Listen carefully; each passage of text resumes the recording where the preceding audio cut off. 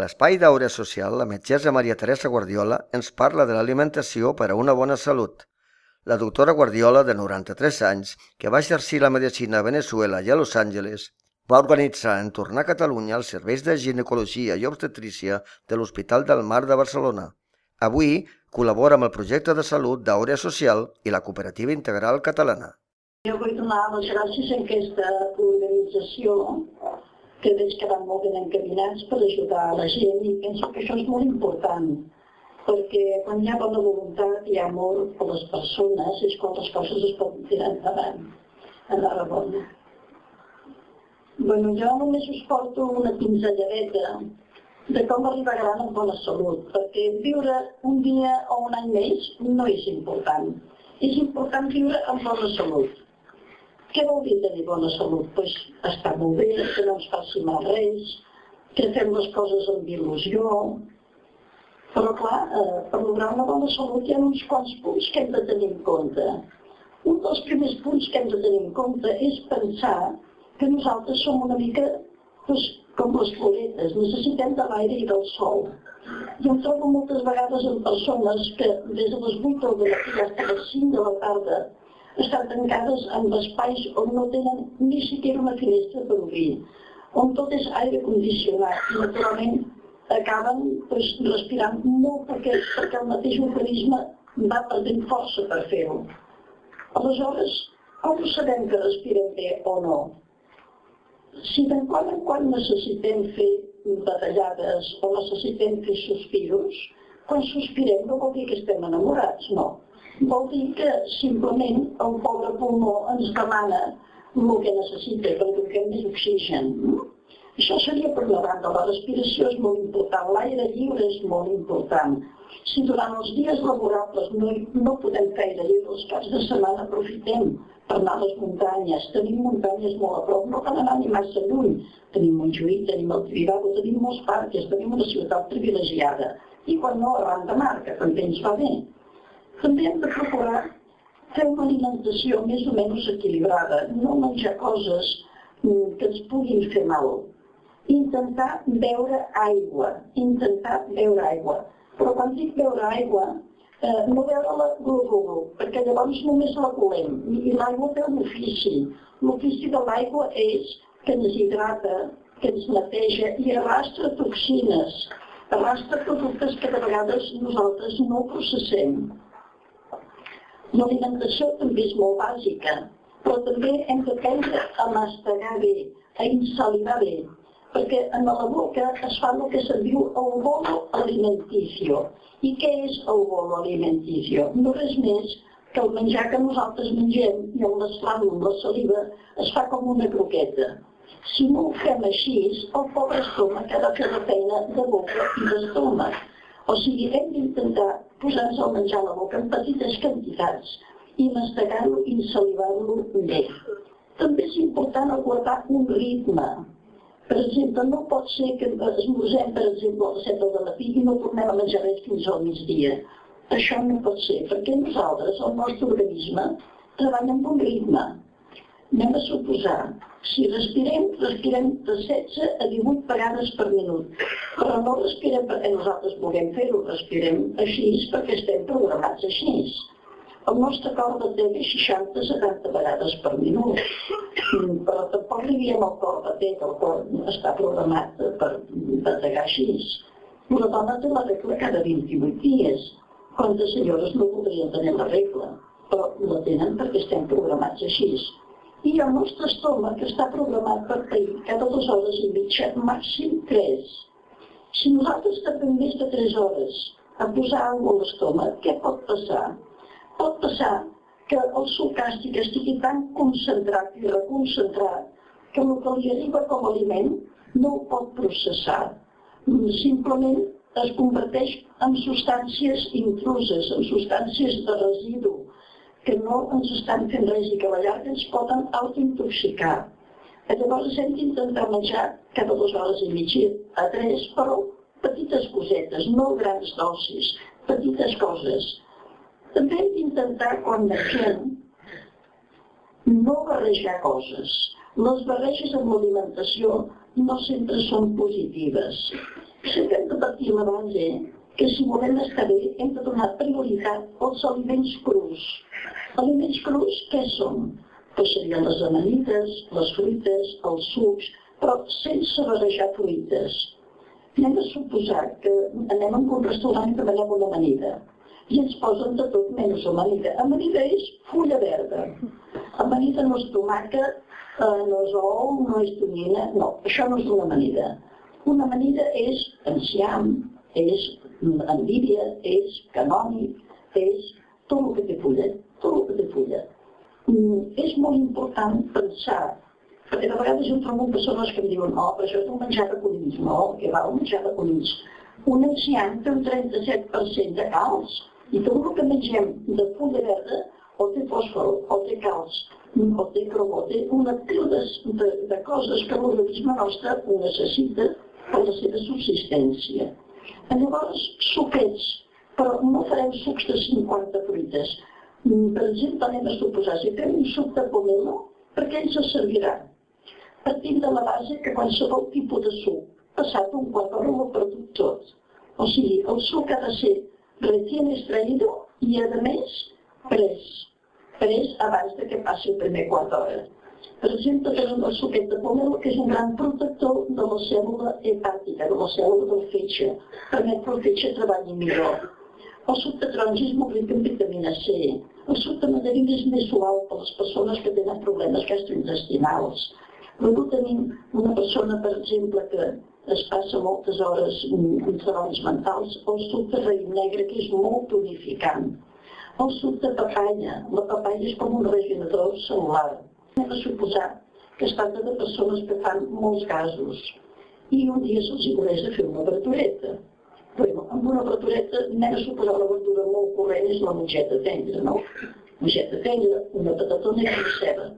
Però no li afegirem 2 hidrats de carbó. Si fem, per exemple, mongeta, patata i ceba, no li posarem pastanaga. La pastanaga és un hidrat de carbó i la patata també. Per tant, 2 hidrats de carbó no els posarem. Intentarem no barrejar. Quan nosaltres barregem aliments, se'ns alteren els seus gàstrics i llavors o no aprofitem del que mengem o comencem a fer gasos o se'ns infla la panxa. Hem de tenir en compte amb la forma que nosaltres mengem. I quant als aliments animals, és molt important menjar l'aliment animal, el que sigui, o bé al matí o bé al migdia, mai a la nit. Perquè a la nit no es processa l'aliment animal.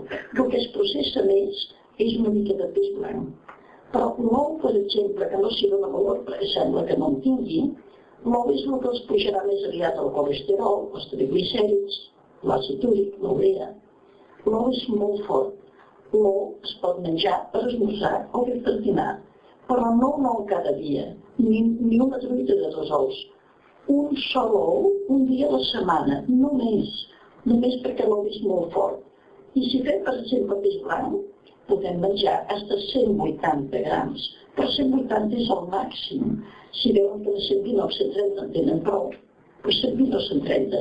Sempre hem de procurar, quan ens aixequem de la taula, aixecar-nos justos, no plens, no, allò de no els cap més, no. Allò de la cullerada de menys, m'acabaria això, però ja en tinc prou. No m'ho acabo perquè ja en tinc prou. És a dir, aixecar-se amb la panxeta justeta, sense que l'omplim massa. Això és molt important. També és important el descans. El descans és molt important. Em trobo a vegades amb persones que dormen 5 hores, no poden fer siesta i a la nit acaben tardíssim. 5 hores és molt poc per dormir.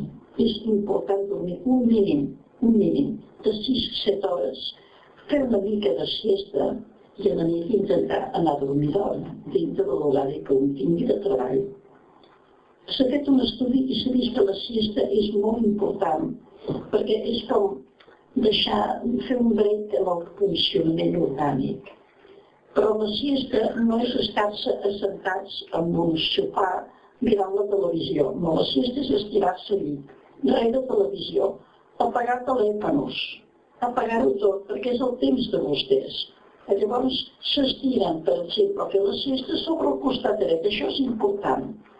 Per què és important fer la siesta sobre el costat dret? M'he suposat que la siesta la fan després de menjar. I clar, han omplert l'estómac. Però al costat de l'estómac, aquí a la banda dreta, tenim un òrgan molt gran que és el fetge. Si vostès es posen tombats sobre el costat esquerre, el fetge s'apoya sobre l'estómac i fetge i estómac s'apoyen sobre el cor i poden tenir problemes cardiovasculars. Si vostès, quan s'estiren al llit o estirats en el sofà però sense televisió, es posen tombats sobre el costat dret, el fetge cau cap a una banda, l'estómac queda lliure, clar, no usem mai aquesta posició no, un braç amunt i l'altre braç avall perquè el pulmó quedi lliure. Deixar que l'organisme no treballi forçat, això és molt important. Hi ha criaturetes, per exemple, que al treure una dentona bevegen i se'ls escorria tot el que és al voltant de la boqueta i a vegades hasta l'ano si ho treuen per baix. Però hi ha criaturetes que ni ho saps que bevegen perquè no se'ls escorria res, ni a l'ano ni als voltants de la boca. I aleshores, què vol dir això? Que la bava ha anat a parar l'estómac i els hi fa, entre comilles, com una colitis ulcerosa, els hi ulcera una miqueta tot el que és el budellet, i això els hi dona aquest tipus de febre fisiològica, és a dir, estan calentons tots ells, menys les galtones que estan gelades. Aquí la cinta també té un gran paper, perquè apella ràpidament tot el que és la mucosa interna del budellet i aquella criatura es posa molt bé. La llet de la vaca és pel vedell, la llet de l'ovella és per l'ovelleta i la llet de cabra és pel cabriret, pobrets. Així estem prenent la seva reacció. I la dona, quan té un fillet als 7-8 mesos, la llet ja s'acaba. Això ens vol dir alguna cosa. Vol dir que nosaltres no necessitem de llet per viure. Hi ha persones que diuen, i llavors de què fem la calç? La calç la fem, alguns hi ha un 37% de calç. Tot el que té fulla verda, tot té calç, tot. El que passa és que té calç en petites porcions, lo suficients perquè nosaltres la puguem assimilar. En realitat tenim, si ens agrada la llet, tenim llet d'avellana, tenim llet d'ametlla, tenim llet que podem fer de quinoa, tenim llet que podem fer de coco, tenim bruixada de xufa. No és necessari la llet. Si us agrada molt i no us fa mal, penseu què és el que porta la llet. Si prenem llet de vaca o llet de cabra o llet d'ovella, generalment fa molta mucositat. Se'm va presentar a la consulta una nena de 3 anys que tenia mucus al nas, mucus a la boca, mucus a l'ano. A més tenia el ventre totalment inflat. Llavors jo li vaig treure gluten i li vaig treure làcteos, tots làcteos fora, tot el gluten fora. I a la setmana aquella criatura estava perfecta, no tenia res. El formatge és el pitjor dels làcteos.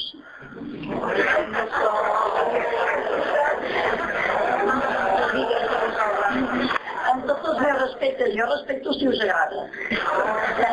Quan jo encara estava als Estats Units vam fer un estudi perquè ens trobàvem amb moltes persones que tenien bultos per tot arreu. Bultos a la panxa que creixien, que desapareixien, que tornaven a néixer. Era com un seguit de bultones. I aleshores es va fer un estudi i es va veure que eren persones que menjaven molt formatge. El formatge en si, què pot passar? Que produeixi bultones que primer poden ser de gas o de grassa, però poden degenerar amb altres coses, pitjors. I per altra banda és molt difícil d'assimilar, és molt fort. Per exemple, anem a suposar, de vegades demanem un biquini. El biquini té barreja de tocino i té barreja de formatge. És cancerígeno. Clar, això és el que hi ha. La llet de soja. Mireu, amb la soja us haig de dir una cosa que és relativament recent. Resulta que la canalla que envasava amb la soja, les noies van sortir amb uns pits quilomètrics i els nois van sortir amb aigua als testículs, amb hidroceles. Llavors es va fer un estudi més a fons i es va veure que és que la soja és un estrógeno viu, és una hormona.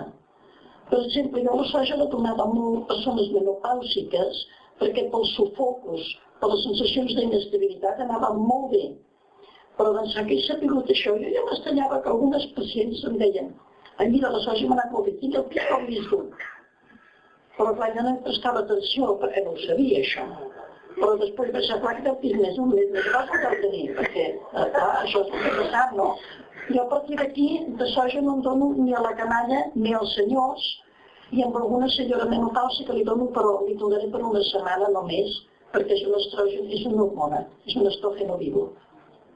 Amb una criatureta li has de donar tot el que sigui més adequat perquè es desenvolupi a tot nivell. Normalment, quan no preparo un tractament, no preparo a nivell físic, a nivell psíquic i a nivell energètic, i funciona. Jo últimament he fet aquest llibre, però és més per persones grans, o almenys és aquest que et dic. I tot el que hi ha funciona. Fes-li de vegades als teus fills i busquen per la seva edat què és el que han de menjar. Si veus que està lluny, mica en mica els hi vas donant fins a posar-lo al corrent del que els hi toca. I això funciona molt bé, perquè clar, amb una criatureta li has de donar tot el que sigui més adequat perquè es desenvolupi a tot nivell.